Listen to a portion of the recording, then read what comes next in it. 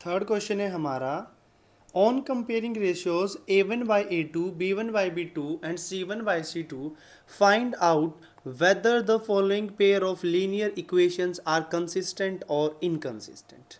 ठीक है भाई, हमें ये बताना है कंपेयर करके कि इक्वेशन जो हमें दे रखी हैं वो कंसिस्टेंट है या फिर इनकंसिस्टेंट है। ठीक है, तो थोड़ा सा कॉन्सेप्ट देखते हैं। वैसे तो हम लोगों ने इंट्रोडक्शन में पढ़ लिया था, फिर भी दोबारा देख लेते हैं हम लोग। देखो भाई, हमारे पास हमें दो चीज़ें बतानी है। एक तो बताना है कंसिस्टेंट। तो इक्वेशन कंसिस्टेंट कब होती है? जब उसके पास हैविंग एटलीस्ट वन सॉल्यूशन। भाई कम से कम एक सॉल्यूशन तो होना चाहिए, उससे ज़्यादा चाहे कितने भी सॉल्यूशंस हो जाएं। ठीक है, अब हमें यह पता है एक सॉल्यूशन किसका होता है? इंटरसेक्टिंग लाइंस का।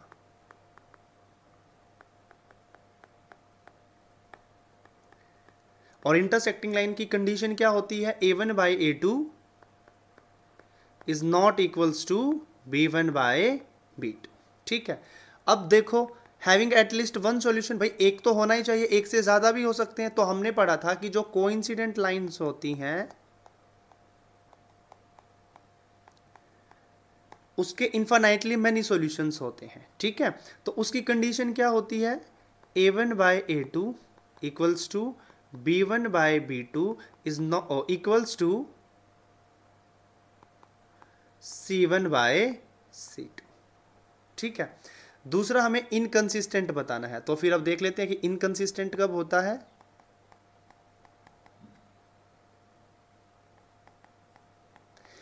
हमारी इक्वेशन इनकंसिस्टेंट तब होती है जब उसके पास कोई सॉल्यूशन नहीं होता, having no solution, having no solution. ठीक है, अब नो सॉल्यूशन किसका आया था? सिर्फ हमारा नो सॉल्यूशन आया था पैरेलल लाइंस का। और पैरेलल लाइंस का कंडीशन क्या होता है? a1 by a2 equals to b1 by b2 is not equals to c1 by c2। ठीक है, यानी कंसिस्टेंट कब होंगी? जब लाइन इंटरसेक्टिंग या फिर कोइंसिडेंट होंगी। और इनकंसिस्टेंट कब होंगी? जब लाइन पैरेलल होंगी। ठीक है, अब फर्स्ट पार्ट को देखते हैं भाई क्या है।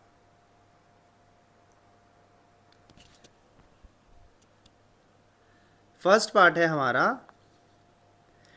3x plus 2y equals to 5 and 2x minus 3y equals to 7। ठीक है, तो हम क्या करेंगे? इनको भाई कंपेयर करेंगे जनरल फॉर्म के साथ। तो फर्स्ट इक्वेशन को हम किससे कंपेयर करते हैं? a1x plus b1y plus c1 equals to 0। और सेकेंड इक्वेशन को करते हैं a2x plus b2y plus c2 equals to 0। ठीक है, तो कंपेयर करने के बाद हमारा a1 का जो वैल्यू आया वो आया 3, b1 का वैल्यू आया वो आया 2, और जो c1 का वैल्यू आया वो आया माइनस के 5। ठीक है, तो ये इस तरफ प्लस का 5 है, उस तरफ जाके माइनस का 5 हो जाएगा। a2 का हमारा वैल्यू आया 2, b2 का हमारा वैल्यू आया माइनस का 3, और c2 का हमारा वैल्यू आया माइनस के 7। ठीक है, अब हमें तो क्या करना है? कंपेयर करना है रेशियोज को। तो कंपेयर करते हैं भाई। ठीक है, a1 by a2 equals to 3 by 2, b1 by b2 equals to 2 by minus 3, c1 by c2 equals to minus 5 by minus 7। तो माइनस से माइनस कट गया। ठीक है, अब देखो भाई 3 by 2 is not equals to 2 by 3 minus 2 by 3। ठीक है, तो ये कौन सी कंडीशन आई हमारी? a1 by a2 is not equals to b1 by b2। और जब ये कंडीशन होती है तो हमारी कौन सी लाइंस बन जाती हैं? Intersecting lines.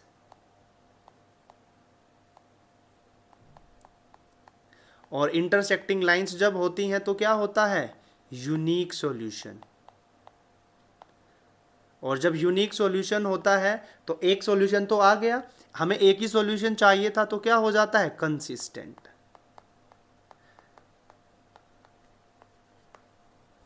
नेक्स्ट पार्ट देखते हैं भाई।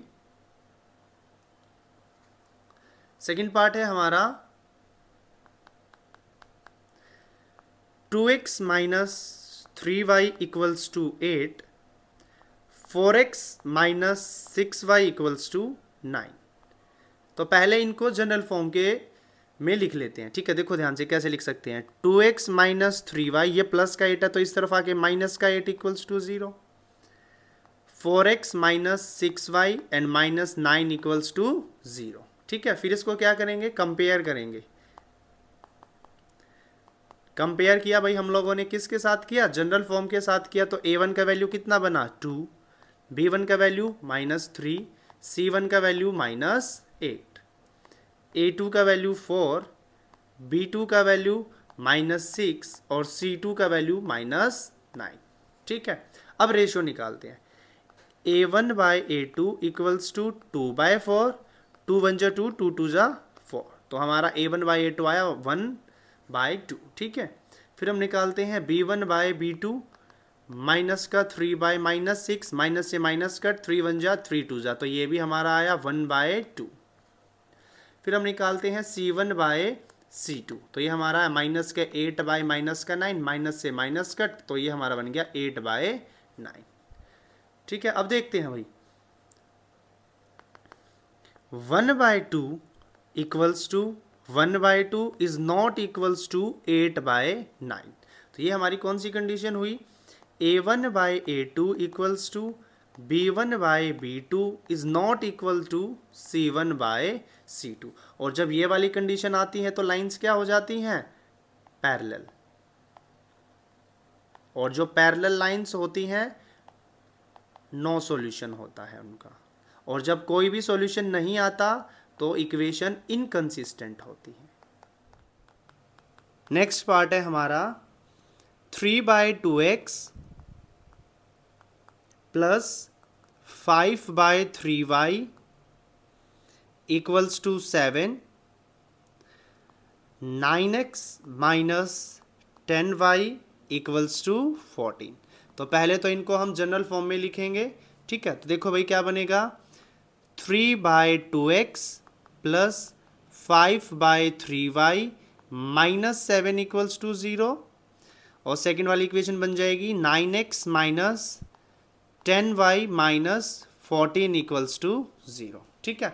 अब हम इनको क्या करेंगे, कंपेयर करेंगे, ठीक है। कंपेयर करेंगे किसके साथ, जनरल फॉर्म के साथ, a1x plus b1y plus c1 equals to 0, और सेकेंड इक्वेशन को कंपेयर करेंगे a2x plus b2y plus c2 equals to 0।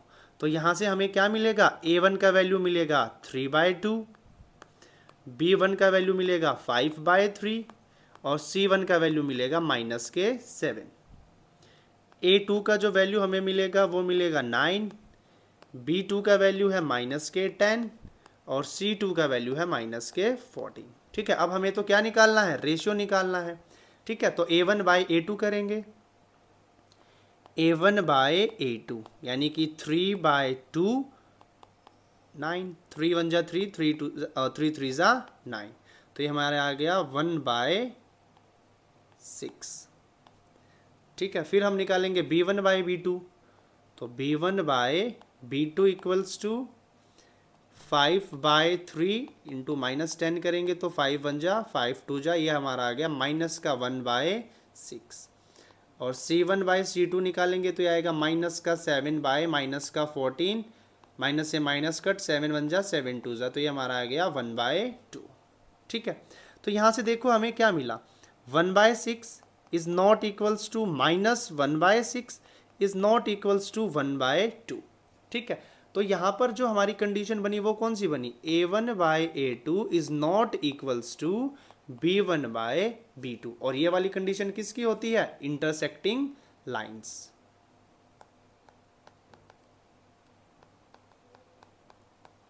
और जब इंटरसेक्टिंग लाइंस होती हैं तो इक्वेशन क्या होती हैं, consistent.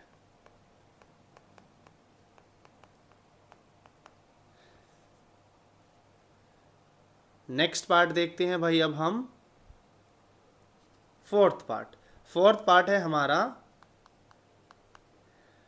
5x minus 3y equals to 11, minus के 10x plus 6y equals to -22। ठीक है, तो पहले इनको जनरल फॉर्म में लिखेंगे। 5x minus 3y minus 11 equals to 0, minus 10x plus 6y plus 22 equals to 0। ठीक है, अब इनको हम कंपेयर करेंगे जनरल फॉर्म के साथ, और जैसे ही हम कंपेयर करेंगे तो हमें किसका वैल्यू मिलेगा, a1 equals to 5, b1 equals to -3, c1 equals to -11। फिर a2 को देखेंगे, a2 equals to -10, b2 equals to 6 and c2 equals to 22। अब हमें क्या निकालना है, रेशियो निकालना है। तो a1 बाय a2 निकाला हम लोगों ने, क्या आया 5 बाय -10, 5 1 जा 5 2 जा, तो यह आया हमारा -1/2। फिर हम निकालेंगे b1 बाय b2, तो ये हमारा -3/6, 3 1 जा 3 2 जा, तो ये भी हमारा आया -1/2। फिर निकालेंगे c1 बाय c2, माइनस का 11/22, 11 1 जा 11 2 जा 22, ये भी हमारा है माइनस का 1/2। ठीक है, तो जब हम लोग कंपेयर करते हैं तो क्या बना, 1/2 -1/2 इक्वल्स टू -1/2 इक्वल्स टू -1/2। तो ये कौन सा कंडीशन होता है हमारा, a1 by a2 equals to b1 by b2 equals to c1 by c2। और जब ये वाली कंडीशन होती है तो लाइन क्या हो जाती है, कोइंसिडेंट। क्या हो जाती हैं, कोइंसिडेंट।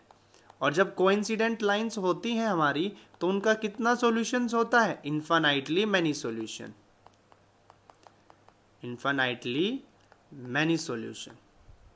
ठीक है, और जब इन्फाइनाइटली मैनी सॉल्यूशंस होता है हमारा, या फिर एक या एक से ज्यादा सॉल्यूशन होता है हमारा, तो क्या हो जाती है equation, consistent.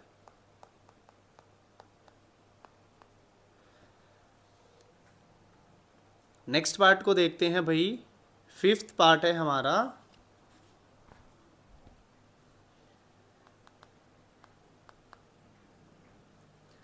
Four by 3x plus 2y equals to 8। Equation 2 है हमारी, 2x plus 3y equals to 12। पहले तो जनरल फॉर्म में लिखेंगे इनको, 4 by 3x plus 2y minus 8 equals to 0, और इक्वेशन 2 हो जाएगी हमारी 2x plus 3y minus 12 equals to 0। फिर इनको हम कंपेयर करेंगे जनरल फॉर्म के साथ, और जब हम कंपेयर करेंगे तो हमारा a1 का वैल्यू कितना आएगा, 4/3, b1 का वैल्यू कितना आएगा 2, c1 का वैल्यू कितना आएगा -8, a2 का वैल्यू क्या आएगा 2, b2 का वैल्यू क्या आएगा 3, c2 का वैल्यू क्या आएगा -12। ठीक है, अब हमें क्या निकालना है, रेशियो निकालना है, a1 बाय a2। तो 4/3 इंटू 2, 2 1 जा 2 2 जा, तो ये हमारा आया 2/3। ठीक है, फिर हम निकालेंगे b1 by b2, b1 by b2 2/3। फिर हम निकालेंगे c1 बाय c2, -8 बाय -12, तो माइनस से माइनस कट, 4 2 जा 4 3 जा, तो ये भी हमारा कितना आया 2/3। ठीक है, तो जब हम लोगों ने कंपेयर किया तो क्या बना, 2/3 इक्वल्स टू 2/3 इक्वल्स टू 2/3। और ये कौन सा कंडीशन होता है, a1 by a2 equals to b1 by b2 equals to c1 by c2। और जब हमारा ये कंडीशन होता है तो ये किसका होता है, कोइंसिडेंट लाइन।